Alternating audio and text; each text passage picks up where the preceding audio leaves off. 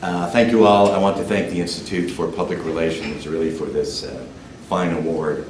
I feel very honored to be among some previous Pathfinders who are in this room, and I greatly admire the work and the contributions that others have made to advancing our profession, primarily through research and teaching. So it's a special honor. I have to tell you personally, it also is meaningful to me because it comes near the end of my second big career that Frank was talking about, following 20 years in corporate practice, so thanks for that.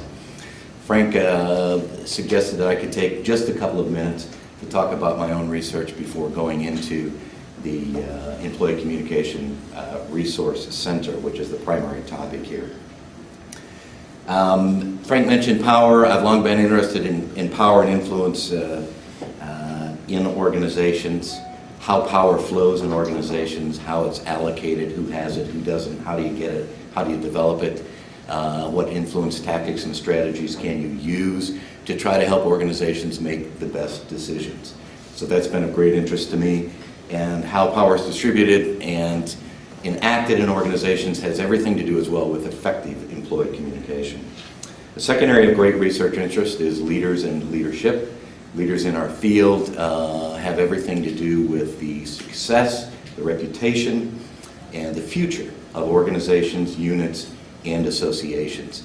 We haven't paid a lot of attention to that in research, but with the advent of the Planck Center in 2005, we've devoted research attention to leadership. We've either carried out or funded 20 studies through the Planck Center. Last week we had a great event in Chicago, Planck Center Leadership Summit. We rolled out the findings from a very large survey, global survey, of professionals, 4,500 practitioners in 23 countries who completed an online survey in 9 languages. And in that survey we were examining key issues in the field, how leaders attempt to manage them, and what we might do, in fact, to enhance leadership development for a relatively uncertain future in our world. And we came away with a lot of implications for practice, for professional development, leadership development, for education, and for research as well.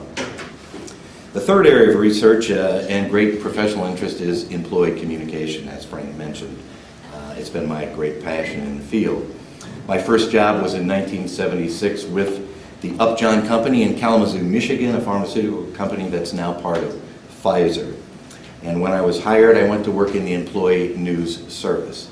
And my primary responsibility for the first 18 months on the job was to write, photograph, produce, design, lay out, and distribute a 6-page weekly newsletter in the company that focused heavily on the production operation. My primary beat was manufacturing production, 2,000 employees that worked 2 shifts.